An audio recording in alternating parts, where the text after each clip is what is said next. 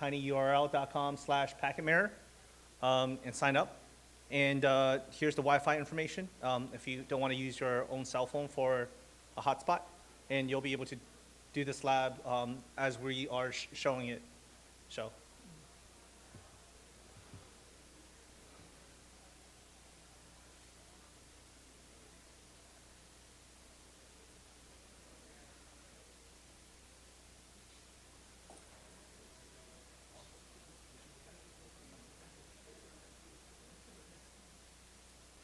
where you want to go to is this URL down below, ce.quicklabs.com. If you have an account already, fantastic. If you don't have one, create one. Once you create one, you'll be able to, a little sandbox will be provisioned as you're working through the lab environment. So for what we're doing, you'll be able to create a VM, create VPCs, and do pretty much everything else you want to do within that 1 hour time span. And I'm going to activate the lab.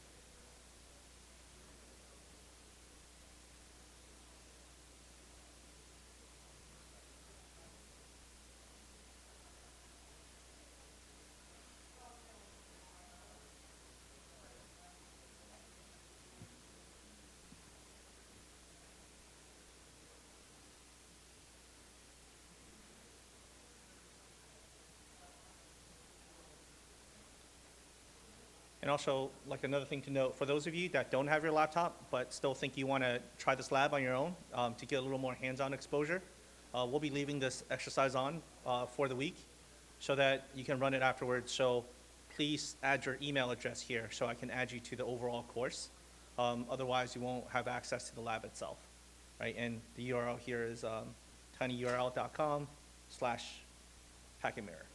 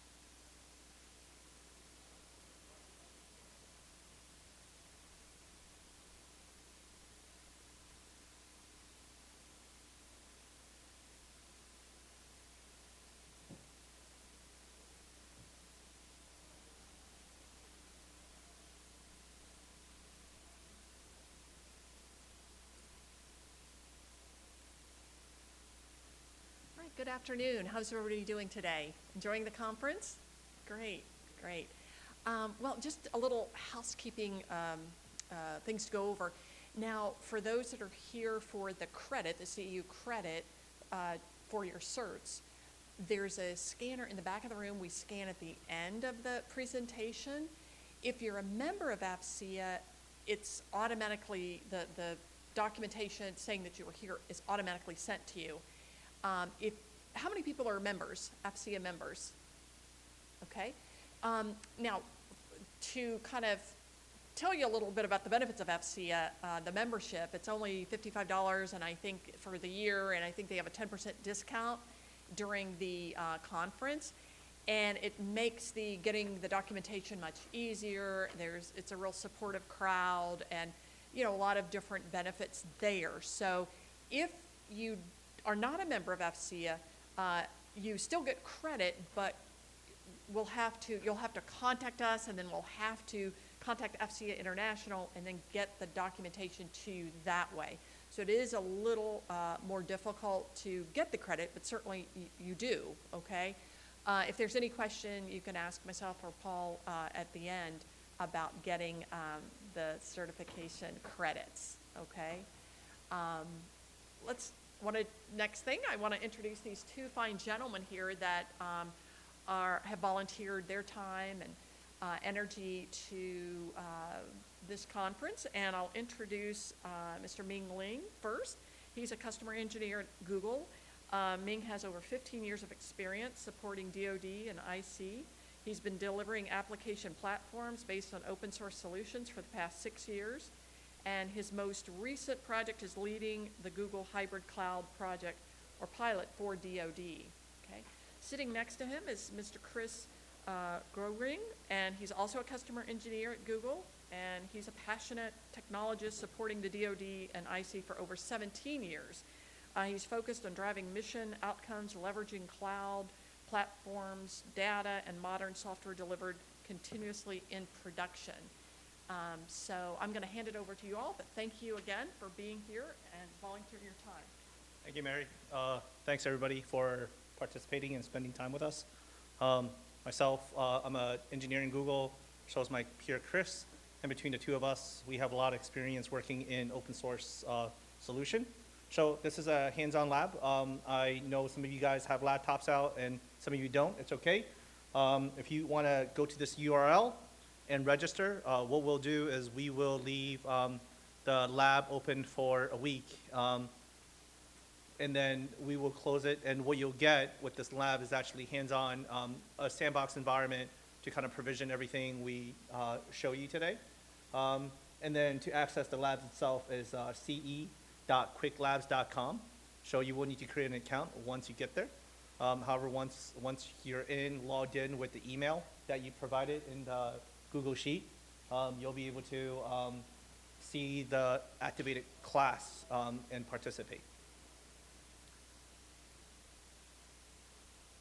So is this information okay? Anybody still needs more time to grab this? All right. Well, I'll kick it off. Welcome. Just get a pulse in this room. How many people are network engineers or have leveraged the cloud? Just network engineers? All right. How many folks have leveraged the cloud? There you go, everybody. Probably not Google Cloud, though. That's okay.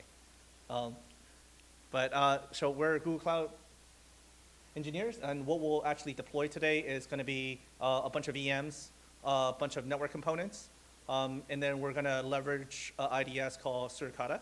But this is all open source based, right? So it's not particular to any CSP out there. You should be able to do the same thing in various other environments. We're going to be, for the demonstration, we're going to be using Google Cloud today, just because it's easier for me to kind of provision all the environments.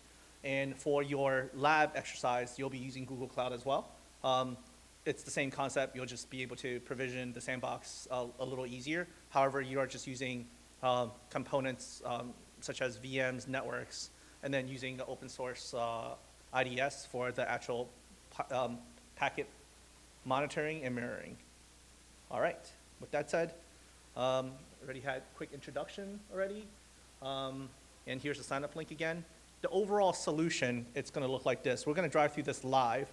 And what we'll do is we will spin up a web server that is in the cloud hosting traffic. And then what we want to do is we want to mirror all the requests for that network segment onto a parallel network segment in the cloud so that we can do more inspection and alerting on it. The reason why we don't want to do it on the primary network is if you are taking on production workload, one of the worst things that can potentially happen is actually put an IDS on it that can potentially disrupt the actual flow of the traffic, right? So the idea here is for every request that's coming through, we want to mirror it into another what we call VPC, which is virtual private network construct. We want to mirror it to a virtual network segment from the primary one that has the compute engine instance to another one that we have the intrusion detection system on it so that we can do alerting and notification. Does that kind of make sense to everybody? And since this is a fairly small room, feel free to stop and then ask questions. So a bunch of other folks signed up. Let me first get you guys added. And for those two that just joined the room, you can go to this URL if you have your laptop and want to do this on your own. This URL here, tinyurl.com/packetmirror. That's your, it's a Google Sheet that's open to public. So provide your name, email address, and what I'll do is I will add you to the classroom, and then from that classroom you can go to ce.quicklabs.com to actually start the lab exercise. So, not putting you on the spot. I see you opening the laptop. So, if you're going to try, I'll leave the Wi-Fi and the class information up here for a minute more. No pressure, just a minute.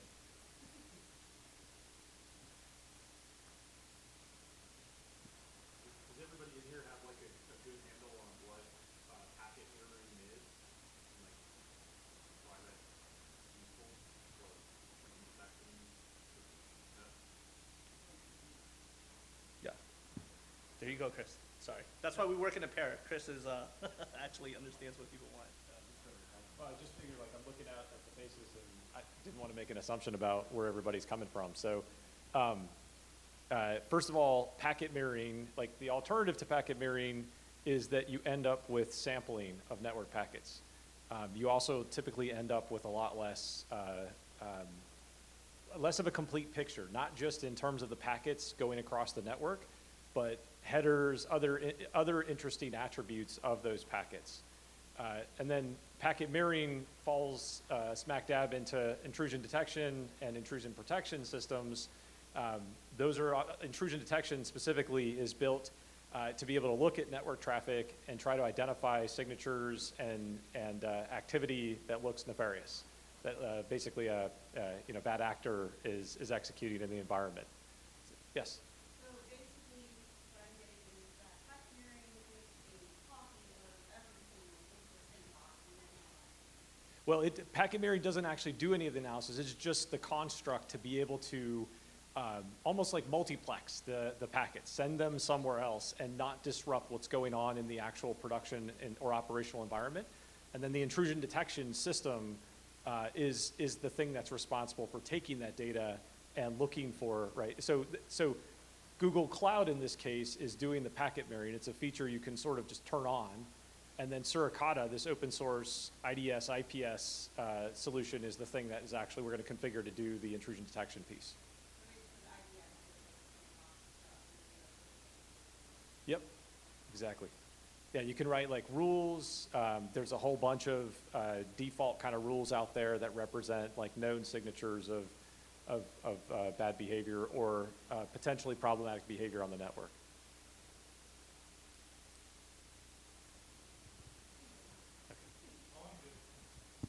All right.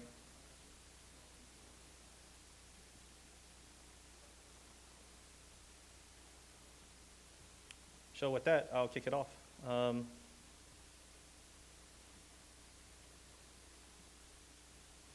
So we're going to try to implement something like this. As Chris said, we will spin up a VM instance. That's going to be the web server. So imagine that's your critical application that is taking on production traffic.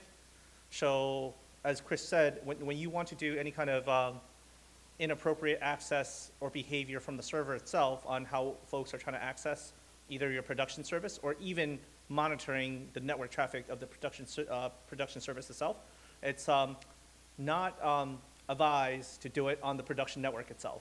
So it's easier to copy all the requests and all the packets being sent to somewhere else so you can break and inspect. You can do a lot more things with it, right? So this is just a system. This is one, a mechanism to show you how to do that.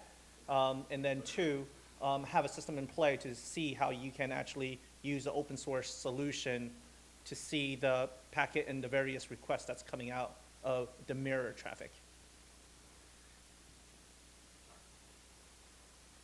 I was just going to talk for just a quick minute about, just again, terminology. You're going to see rules as we go through the lab that talk about ingress things. That's network traffic coming into, in this case, these web servers. There's egress, which would be things going out of these web servers. And then you also will often see reference to what they call like north-south traffic and east-west. So north-south would be things that are like coming from other networks in and going out to other networks. And then east-west would be kind of lateral movement inside of one of these network segments. So that you'll see that in the lab, we're going to provision 2 different subnets, one for the production workload or the web application, and then the other for where we would actually run the IDS software itself. Yep. Thank you, Chris. So this is going to be the same exact experience if you want to run this lab yourself. So the benefit to this is what I'm going to show you here is going to be no different than you actually doing this at home. And we want you to have the hands-on experience so that you can kind of correlate what's happening. We'll explain through all the steps that what it's actually doing. But I think the hands-on experience will help you kind of memorize what's going on and understand deeper all the moving parts. So with that, how many people have seen the Google Cloud Console for access? All right, so this is what it looks like. And I'm just going to log in to provision some resources. When you open up Labs, it's going to give you the username and the password. I'm just going to copy the password right here.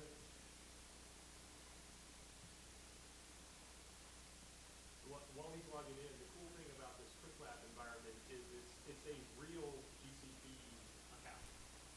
So there's going to be things that are prescribed in the lab that you can do certain commands to run, but you can poke around as well. There are certain limits in place to make sure that you don't set up a bunch of crypto mining servers or go do something like that. But please don't feel constrained, especially when we leave this open so that we can get a chance to kind of play around. You can play around with other technologies, you can touch other things, and you can certainly try to run other commands that might give you additional insights other than what's prescribed in the lab steps themselves. All right. So this is the core of what Chris and I were kind of describing of the overall layout that we want to lay down once again. And some of the objectives are we want you to understand how to create network segments easily. We want you to understand some of the mechanisms to mirror packets. And these are features offered in all CSPs. So if your environment's different than this, you can do the same thing. And also how to provision Suricata, which is IDS, IDP type of platform to monitor that piece of traffic, right? So I've already logged into my Google Cloud, and it looks like this. So within Google Cloud, there's a fairly different construct that where you can activate something called a Google Cloud Shell, and a Cloud Shell is essentially a Linux instance that gives you access to all your resources within the project already, right? So what's happening here is that I've already started my Google Cloud project, copy my permissions from this lab screen, and then from there I was able to authenticate, and I opened up a Google Cloud Shell to see all the resources that are provisioned in Google Cloud for me. So.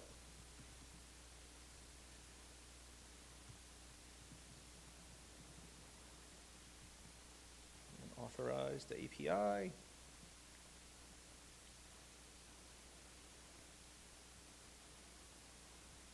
So to list all the projects that you guys will be using, gcloud config list projects will show you all the projects that's associated with my account. Let me try to make the font slightly larger. Can you guys see okay in the back of the room? All right. Yeah. So that shows you in Quick Labs, and this is the project information, so on and so forth. Just want to make sure this is correct. Once again, you have an hour and 30 minutes to play in this environment, as long as you're not crypto mining, which I think there's a ceiling. You should be fine to kind of test out additional resources. Yeah, question. To get to the console? So there's a trick right here. It says Open Google Cloud Console when you are in the lab. This little link? Link to the lab, okay. ce.quicklab, ce.quicklabs.com.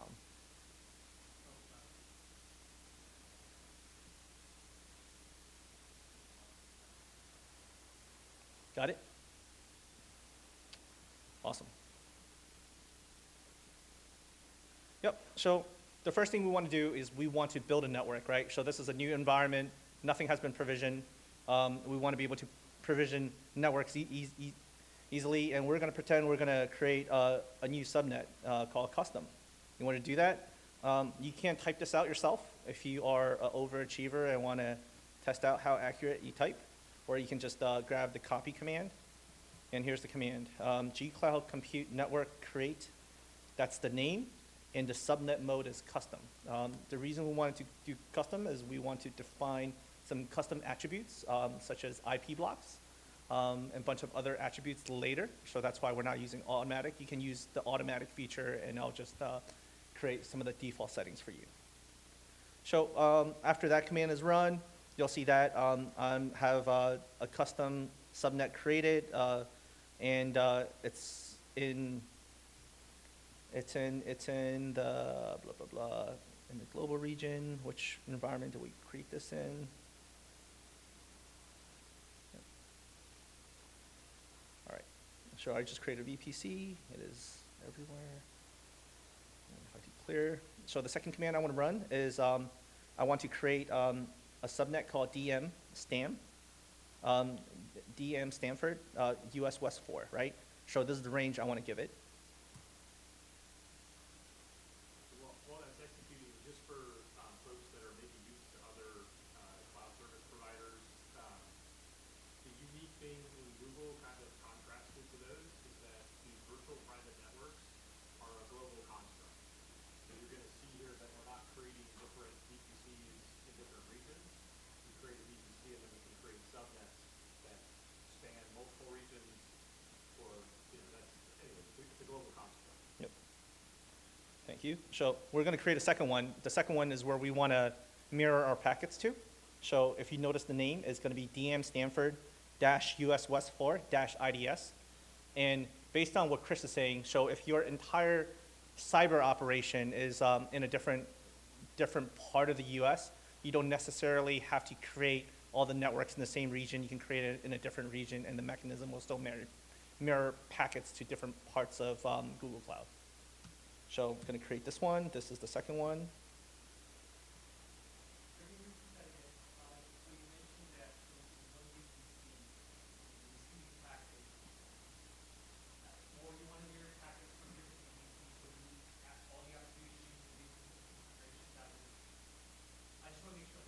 Yeah, so in Google Cloud, the VPC construct is global, so all of Google Cloud.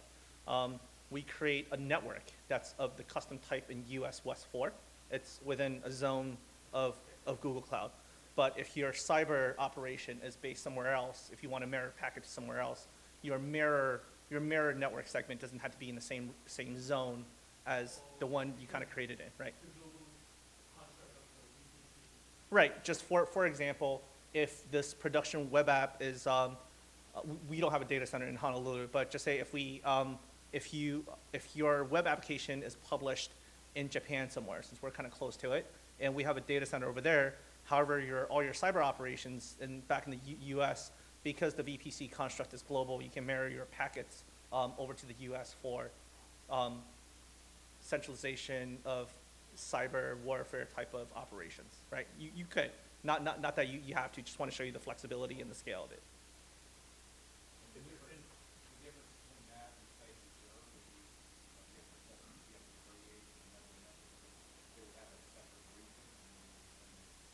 Yeah, that's a great question.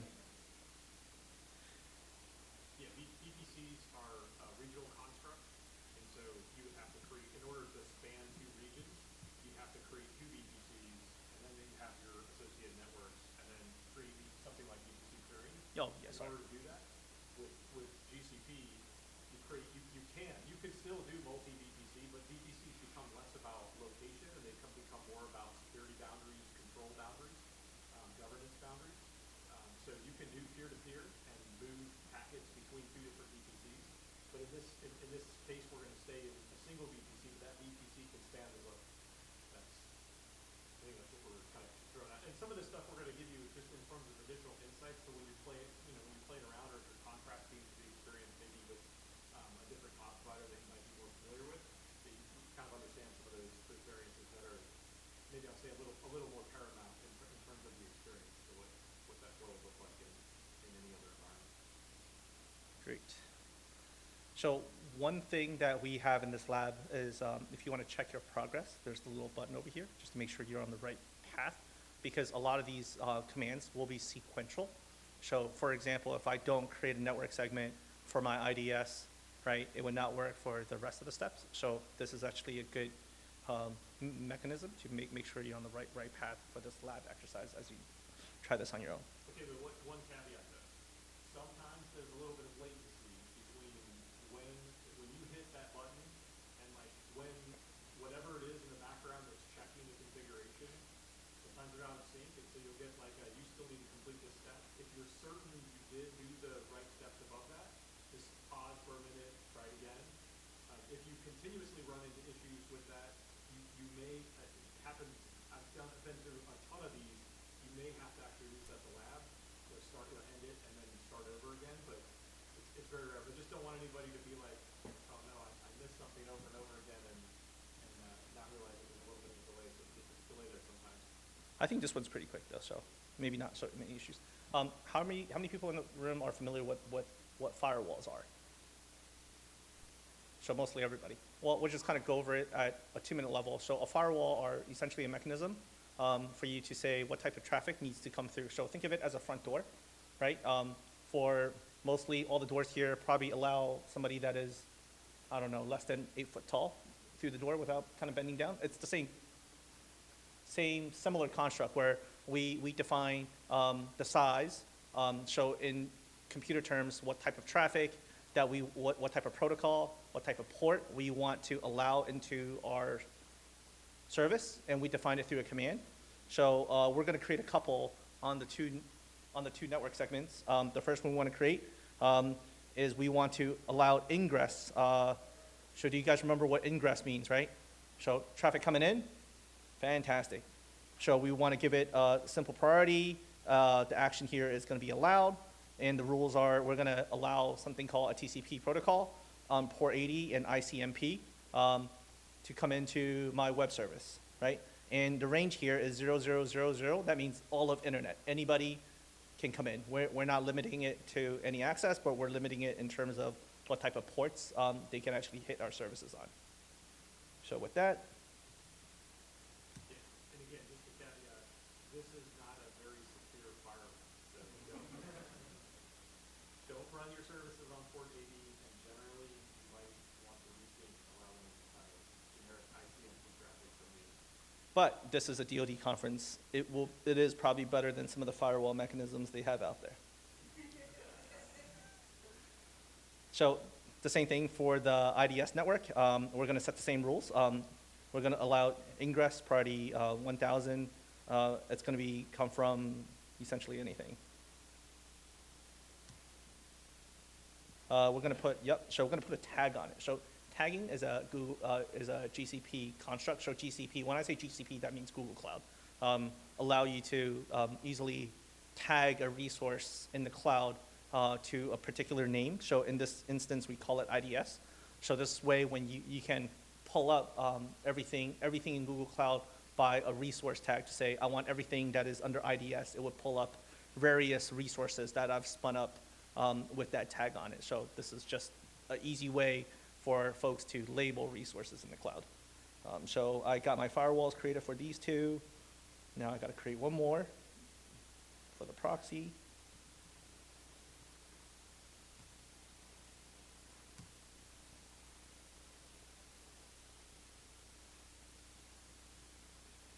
Yep, once that's done, it's going to give you the successful command. And check my progress. It is done. So just based on the GCP concept alone, you can only have a specific network and region. Well, based on the name you mentioned, so I can only have VM at 14 units whatever you want.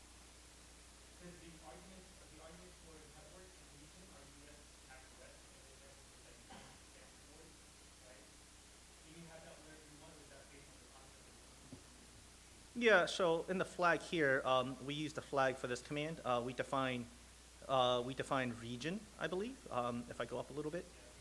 Yeah, so you can dash zone if you want more fine-grained control.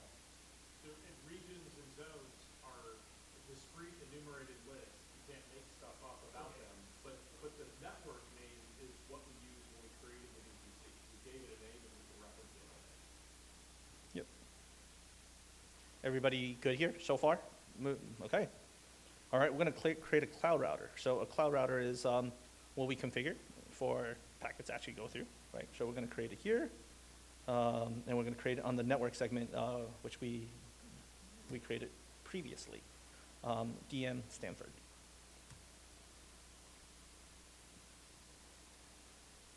Done. And then we're going to configure basic NATing to provide internet access. So from the VM, so we're going to spin up a VM, and the VM needs to go out to the internet, right? So this allows that translation for the packets to actually go out.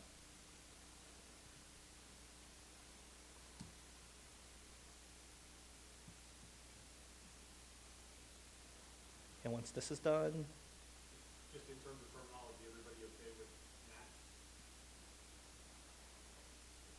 all right, this is done. We're going to check our progress. Cloud NAT is done. All right. Who has created virtual machines in the cloud?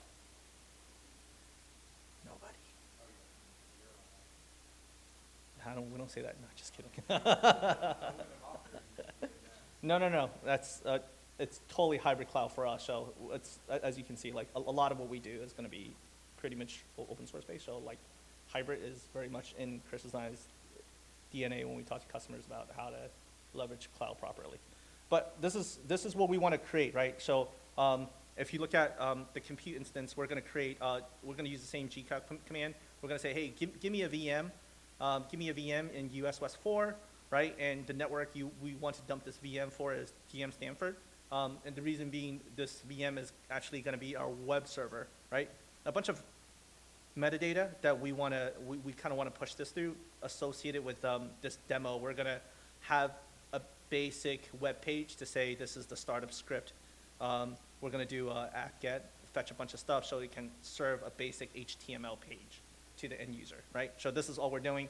But if you are serving something more robust, spin up your own web server instance. It's perfectly fine. But in the construct of this demo, we're just going to use a dummy page.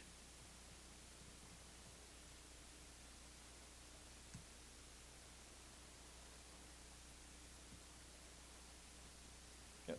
So it takes just a second in Google Cloud. All right, and we're going to create a managed instance group from the web servers. Anybody know what managed instance groups are? Wait, you want to pause there before you run the command? You want to show back in the console some of the things that we've created so far and clarify that when we created that, when we ran that last command, we didn't actually create any VMs at that point in time. So like, it might be a good opportunity to show them what the console itself. Okay. Yes. So if you go to the console,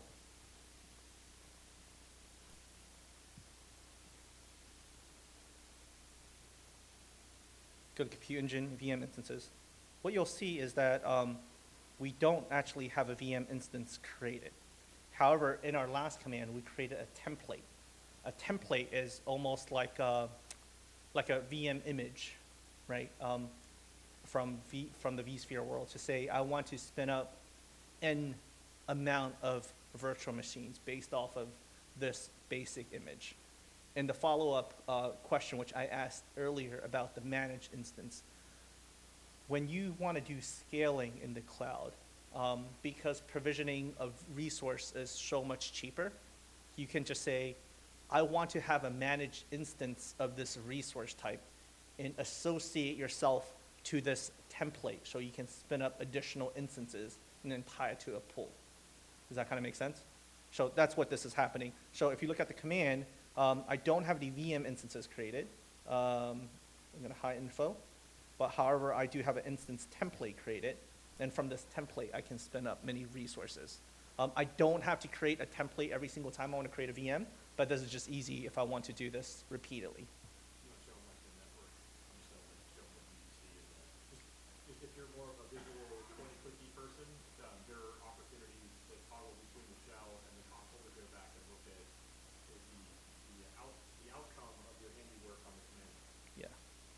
You mean not everybody wants to work in terminal?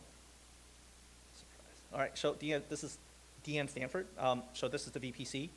And from this VPC, we created DM Stanford US West 4 as our network. And then we created the West 4-IDS as our second network, which we will mirror packets to. Make sense? And they're going to look pretty much the same from IP block from IP block perspective. One is 0.0/24, and the other is 1.0/24. That's the delta. All right, moving a little further along. So once the instance template is created, we want to create an instance group for this. And an instance group is essentially a simple way of saying, hey, I want to automate the deployment of these VMs. So here's my basic configuration for which machine image to point to, and then you can spin up anything you want off of this template. So with that, I'm going to go back to this terminal again.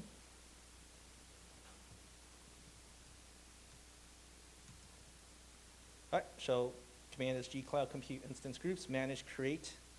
This is the template, which we just created. Size means 2.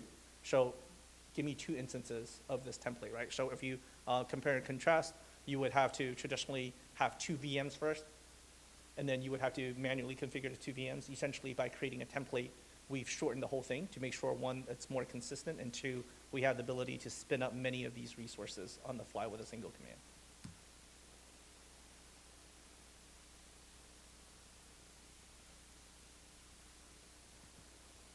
So while this is happening, it's going to spin up 2 virtual machines. And we can see it in the background.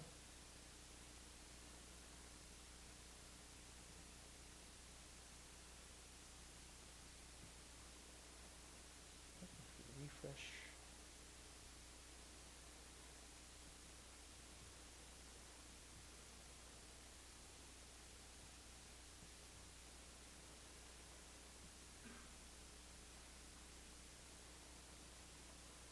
There you go. So now we have 2 virtual machines off that one template, essentially hosting a web page. So we're going to create very similar. We're going to create an instance template for the IDS system. Same command. The delta is we're pulling this image here. Oh, so this is just a VM. Sorry, we're not installing circuit again.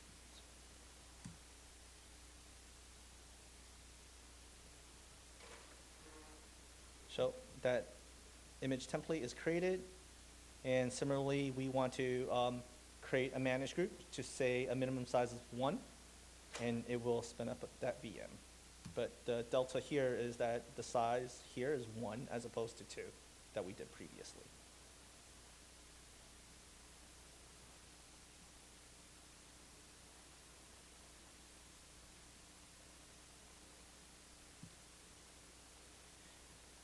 So for us, if we lower our screen and say initially we had 2 VMs created, and now we want to see if there's a third, we should be able to see it.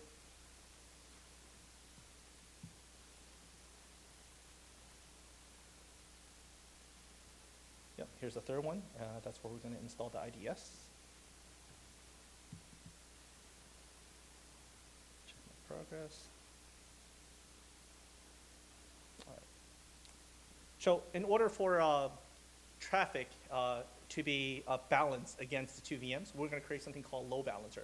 Load balancer is a construct folks are familiar with this room, or not really?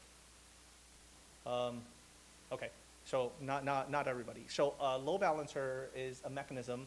It's a network mechanism to say I'm going to have an endpoint that's going to host an application, and I'm going to load balance, meaning that I'm going to send packet to various resources within a pool of virtual machines I have. The reason for that is you don't want all the requests to go to a single virtual machine and make it overwhelmed, especially if you're a public-facing website. You want to have some mechanism to say, I want to have a mechanism to have various strategies to load balance traffic as they're coming in so that it's distributed. So this is one of the reasons why you want to scale out, and this is one of the reasons why we initially scale to two instances of the web server. And this is also the load balancer mechanisms, what we put in front of those two VMs, so that as requests come in, it's going to hit VM A first, and then the second request is going to VM B, so that none of them gets overwhelmed. And this is where it's going to define what a health check is for the VM, right? So for the load balancer to reach back to say, indeed, I can send this traffic to this VM instance, what we want to do is we want to define a health probe. A health probe is almost like a heartbeat to the VM. So in this instance, I have two virtual machines that's running. I'm defining a probe to say, how do I know this VM is still valid and good to handle traffic?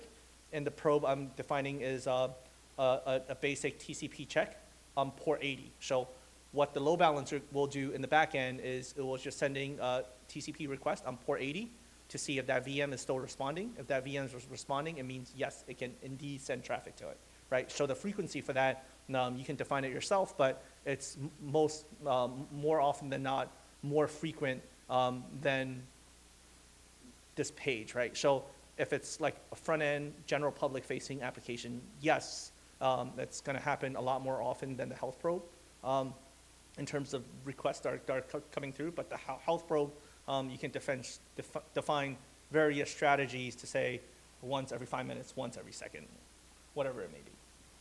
But here, I'm going to create the health probe. It's going to be on port 80. It's going to say it's created. All right. And then this is where we're gonna create a backend service. A backend service is essentially a pool of resources, defining what those boundaries for that pool looks like to tie to the backend of that load balancer. And the command for that is just backend-service create.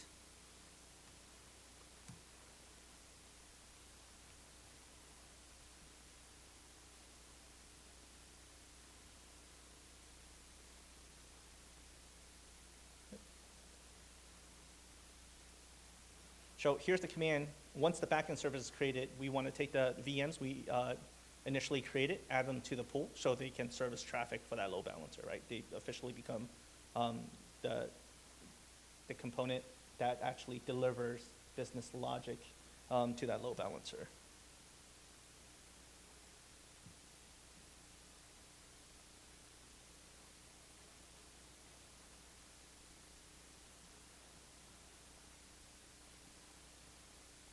So this takes a little bit of time for the VMs to add.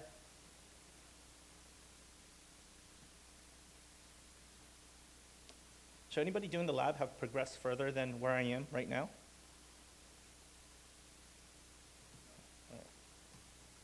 So similarly, since we have the backend configured, we want to configure the front end, right? So this is essentially the forwarding rules for the load balancer to say under what conditions should my load balancer actually handle traffic and forward traffic. So we are, this is the command which we define the forwarding rules.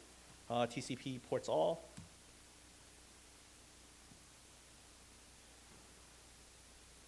So once that's configured, the load balancer will be ready to take on traffic.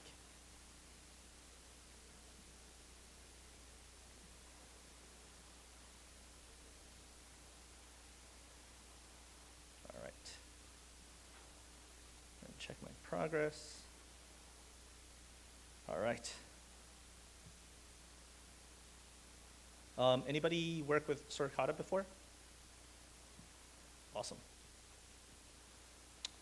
So you are familiar with this, right? This is not something you need to do on your own? All right.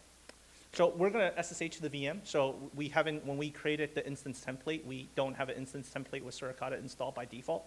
So what we're going to do is we're actually going to SSH to the virtual machine instance, and from there we will manually install it via some command lines. So for Google Cloud, the way you SSH is you find the VM, which is your IDS, and IDS. So this is this one. So we named it Stanford-IDS, right? So the other two are the web services. to SSH, you just say open in a browser window, and a pop-up should happen, and it's going to create a temporary SSH session to interact with that VM directly. It's going to inject the keys to it for us, so it's a little easier of manually setting up your keys to get the VM access. And the same is true for VMs that doesn't have a public IP. So importantly, if you kind of look at all the VMs we've spun up, the IDS instance we've spun up actually doesn't have an external IP. What's happening is we're actually tunneling through a Google Cloud mechanism so that we're hitting the internal IP of that VM through this browser instance. So many questions. So for SSH, when you create like a firewall rule, like 480, correct? Yeah. But when you created this VMware instance, it allowed you to have SSH ingress by default. I'm trying to understand because you're SSHing right now, right? So I just want to make sure I understand. Yeah, one of the firewall rules that we created earlier was to allow 22 traffic Yep. in through this particular VM. Yeah, we kind of glossed over it, but it was the same moving mechanism. So I think under CloudNet, here's the 22 ICMP right here. Yep.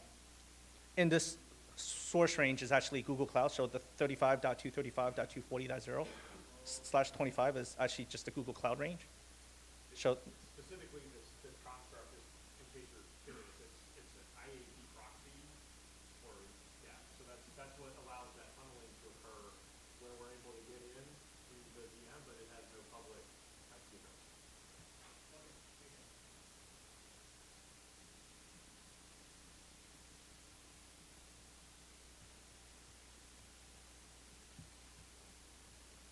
So I'm installing it, apt-get, standard stuff, installing the dependencies. It's going to take a bit to fetch.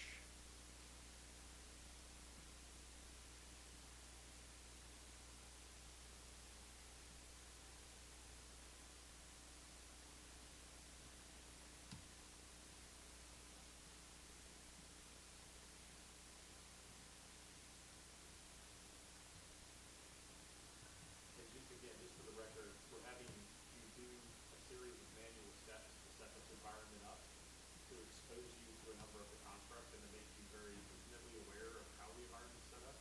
But do not install software by going to the command line and like jamming package installs and stuff. So Yeah, that's why this little infrastructure as code or some kind of automation system that allows you to understand and stamp out consistent builds of your server environment.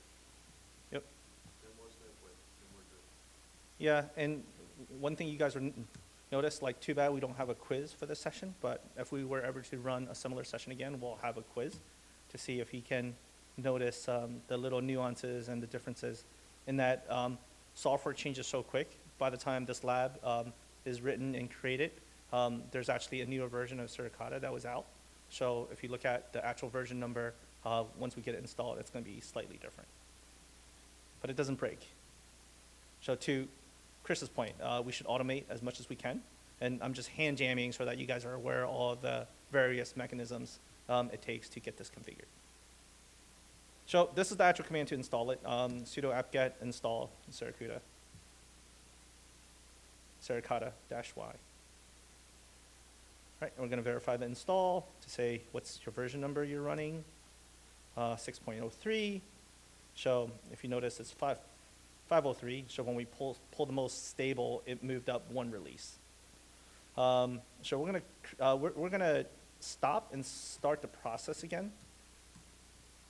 So it's gonna be systemctl stop, and then systemctl start. But we first are gonna do some editing. We're gonna back it up. And then, so this is like another thing. If you guys have configured these IDSs before, it is very easy to kind of hand jam and then make mistakes and then wonder, like, spend the next 30 minutes figure out like what went wrong. So for us, we dumped a configuration into a storage bucket so we can easily move this. So if you want to use the storage bucket when you do the lab exercise, feel free, or you can try to hand jam to understand everything we've changed, but this is a little easier and a little more consistent. So we're actually just going to copy the configuration YAML. And then we're going to copy the IDS rules as well. And then we're going to make a temporary folder so that we don't overwrite the existing configuration. And we're going to copy the files over. And once again, the copy button is fantastic for this lab exercise. If you are a glutton for pain, then maybe hand type it, but this is by far the easier way. So once all that configuration is moved over, as you can see, what I did is with a pre-existing configuration that we've tested before, we copy the file locally, right? Once the file is copied, we made a directory and copy those rules over. And then we're going to start the service again, and then we're going to restart it.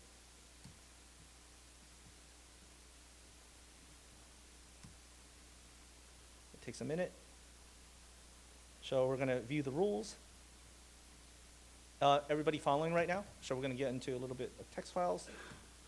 So, Okay, wait, if y'all are following, why didn't you just question why he started the service and then restarted the service? No, I'm just kidding. No, that command's only there because like you may actually, if you edit those rules, have to restart the service, but you don't need to run that command. So. yeah. And sometimes it gets sticky. So the restart is just safety. But this is what you should see. You should see some basic rules from the configuration. This is my rules, right? So alert from UDP from any to the service. It's going to be a bad DNS request. So we want to know if a nefarious actor has gotten onto your web server, and then try to initiate an attack from there by doing any kind of DNS lookup. So this is just any, but if you want, we just have this flagged so that it's easier to filter, right? So this is one way to kind of monitor if you have an intruder already in your system. And a bunch of other rules that you can see over here, the bad TCP requests we want to show. And then we want to configure a packet mirror policy. So this is the key to the entire lab exercise. Now that we have all the resources configured, we don't want to run it here. Anybody want to tell me why?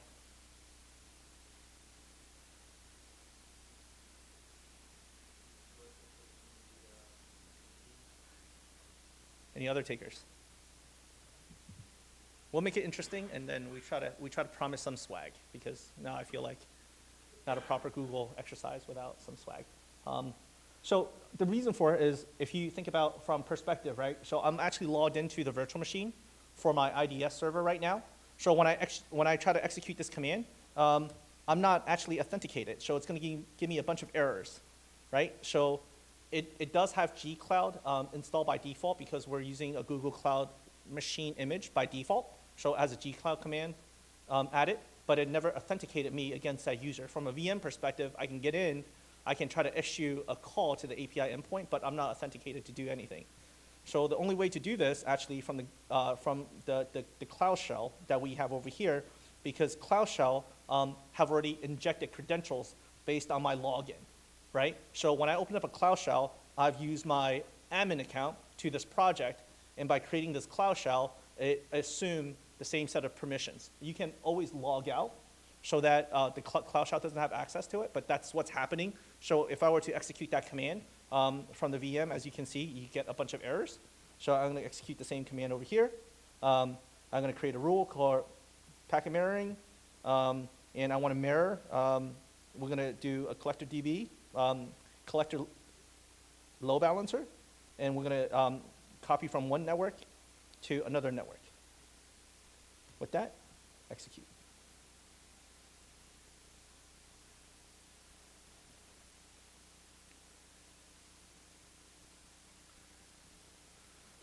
So the mirroring is established. Let's test this. Already done. All right. So as Chris said before, there are various ways to list VMs, right? So I'm going to show you with a terminal way. G-Cloud Compute Instances list will tell me all the VMs that's been provisioned under this project and their corresponding IP addresses. The IDS only has an internal IP, and the two web services have two external IPs. No,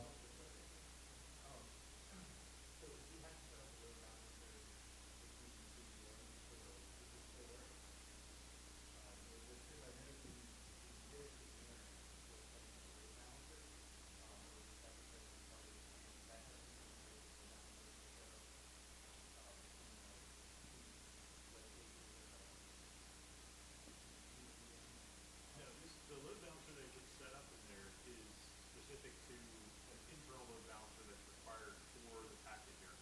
So it's the load balancer that all the packet mirror traffic is going to flow through, and then it is able to send that traffic over to the IDS. Basically, it's going to ultimately be the IDS view.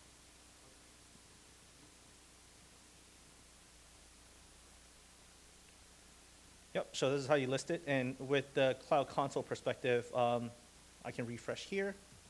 You'll see it's the same 3 VMs with their corresponding IPs shown here. All right, so this is a GUI way versus a CLI way of getting into various cloud resources. With that established, we're going to do a TCP dump. We have to do this on the Suricata VM, so we're going to do it here. All right, we're just going to have this on the packet mirror VM, the IDS mirror, so we're just going to constantly watch. So I know it's not a GUI for it, but this is one way, the easy way for us to show without setting up a dashboard. All right, so generate. Blah, blah, blah, Cloud Shell.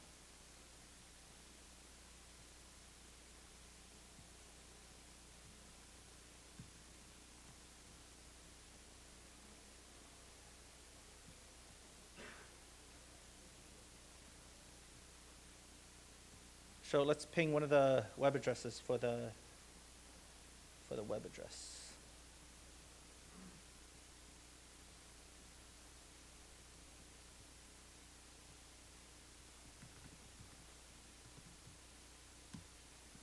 So as you can see, I'm pinging from my Cloud Shell issue 4 pings to the public IP for one of the web servers. And this is the IDS VM sitting on the mirror segment. It noticed these, and it logged against that, right? So I know ping is fairly benign at this point. You can block it various ways, but just want to show you very easily, this is how you can set more complex rules against this for other types of attacks, but this is how you can at least set up an IDS so that you can do some type of alerting in the back end. Similarly, if I were to go down, we will have monitoring for the second IP address.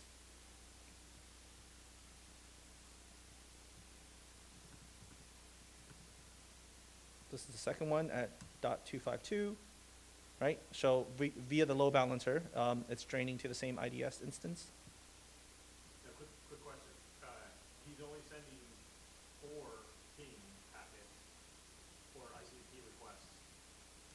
Why so many in the output? Right, it's mirroring all the traffic, so it's getting all egress and egress.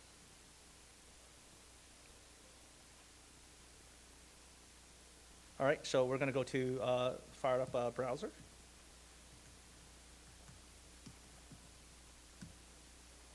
So this is just the generic page, right? So it's getting HTTP requests, and that's what it's registering. This is where the request is coming from. This is the packet itself, and this is the response. So we want to do a Suricata, the IDS inspection and alerts. Remember, these are like the rules that we set up with the configuration we downloaded from the web. That's why it was already there before. It's not already there before. It's already after we copy all the configuration to it and then bounce the Suricata instance, right? So we're gonna get onto the web servers, and we can get onto the web servers this way. So this simulates an attack. Somebody has compromised one of your VMs. and then they're kind of issuing commands directly from the VM, right? So from a DoD perspective, there's always this sense that if you're within a network boundary, everything inside that network boundary is safe. We want to show you how somebody have essentially gotten root access to one of the VMs inside those network boundaries, and they're issuing some commands and how to monitor against that. So we're going to SSH to it very similarly as what we did for the IDS instance. It's going to generate and create a temporary SSH session.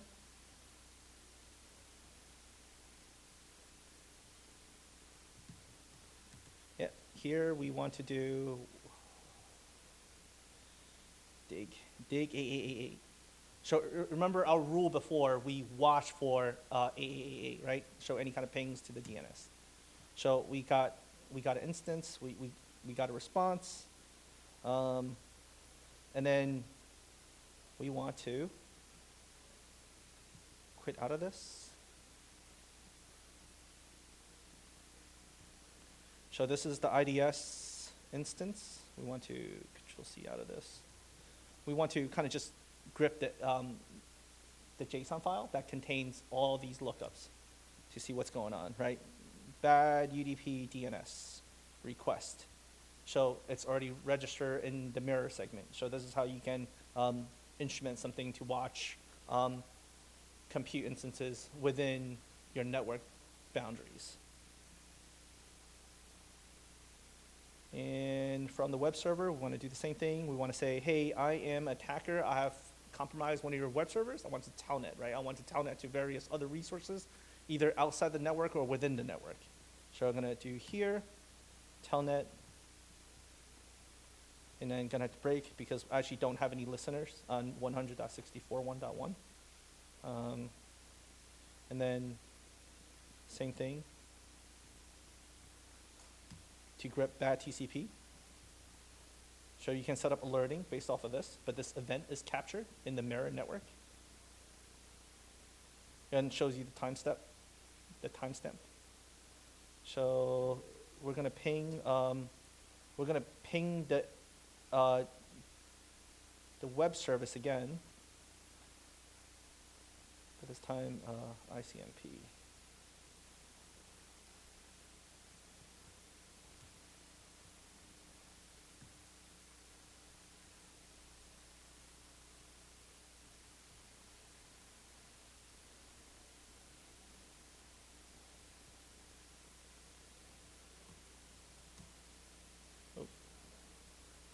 That shouldn't matter.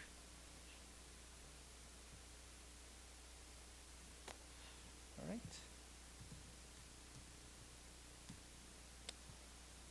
So issue some pings, and these bad ICMP events are captured.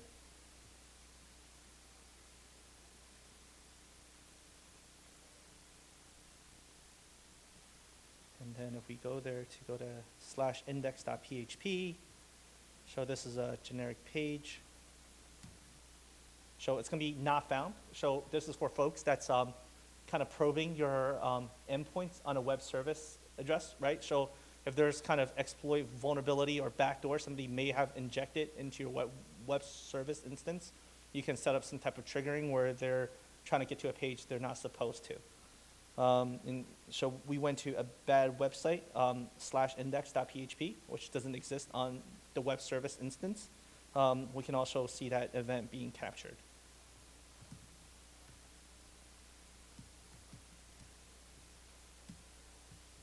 Bad HTTP. And that's it. That's the end of the lab. Any questions?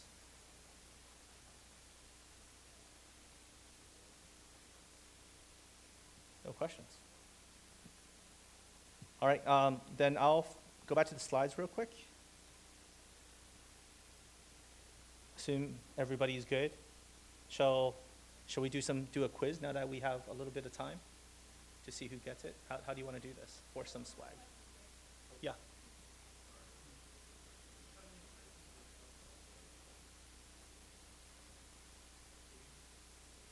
You're talking about on the packet mirroring side?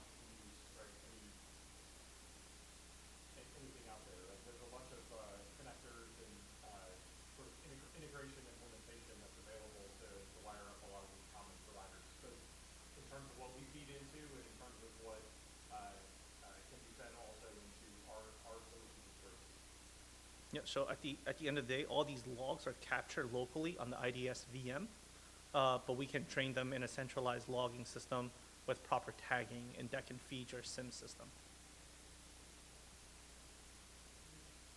I think the URA, the pinpoint here, because I thought, like, I know where the CEU pachyderm, so I get it, but it also could be, pachyderm is often used, to visualize the, like, stress concentrations or whatever, a little bit less like what Python does. You can actually see what it's, basically, the packet visualizing, you can see what they're trying to do, or Oh, yeah. feel, I think we can see some of that. We didn't put up a front-end load balancer, and then we just gave VMs public IPs. I know for our front-end load balancer product, you can. Where's network? Well, so like, we think of, that's why I mentioned the third-party providers. So if you name a common one, chances are there's an integration if you're talking about. Yeah, so you,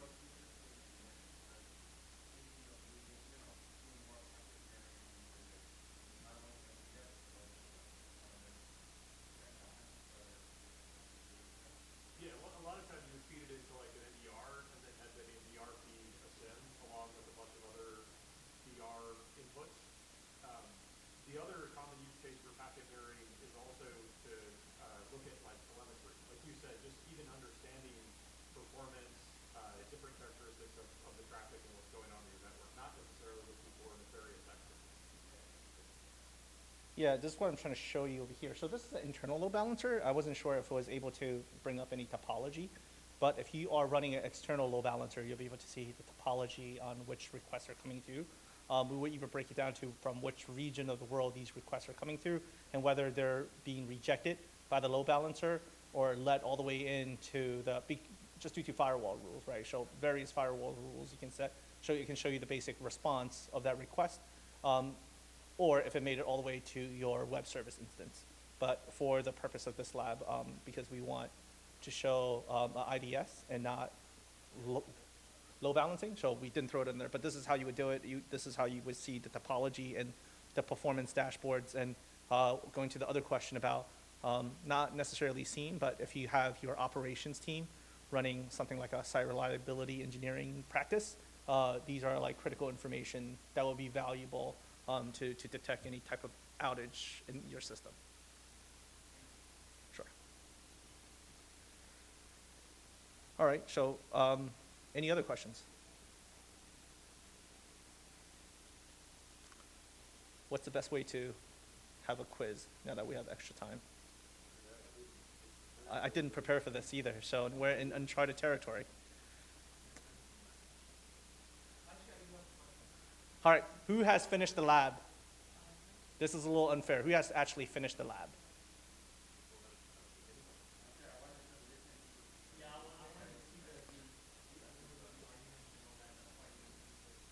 Okay, how about this? We have 13 registered students to this, right? Some of you guys didn't get a chance to enroll. I get to see who finished first. The first person, I will drop you an email, and we'll send you some swag. Fair enough? Little bit of incentive to actually complete the lab. All right, you have 1 week. It's not going to be a Pixel phone, by the way. It's just going to be some clothing or water bottle, just in case you're watering. This is not Google Next, where you kind of walk out with a tablet every time you go in.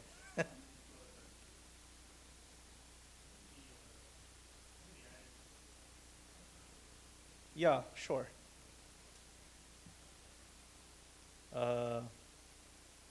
Where's the presentation? Yeah, if there's no further questions, like feel free to, if you want to chat with us, but you can also like start working on the lab, see if you can finish it first and get the swag, or network amongst each other, or whatever. Network amongst each other. I'll see a finish time. Yep. Already added the last email, so I don't know if anybody beat you to the finish time, but it's copy paste is your friend.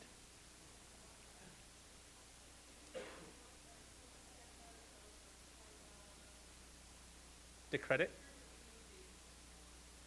Oh. Do we have any, hey, if you ask me, I'd just say scan the code. I think we're good. We don't have anything else to present. This is actually meant for everybody to do this lab on your own. So we're preparing an hour so that everybody can get some hands-on experience. Absence of that, feel free. You have 1 week to do this on your own. Yeah, if you are overachiever or wants to finish first, I will email you. I will watch the results after this week. It does not matter. It's going to be start time, end time. For how long it took you to complete the lab. Or randomly pick one if I can't figure it out. That's what's really going to happen. So, but to everybody that completed, I'll randomly pick a completed attendee. So if I were you, I'd get together after this and synchronize your timing so everybody shows up finishing at exactly the same amount of time, and then Blake Ming will be left with no other option to send everyone. Yes. Thank you.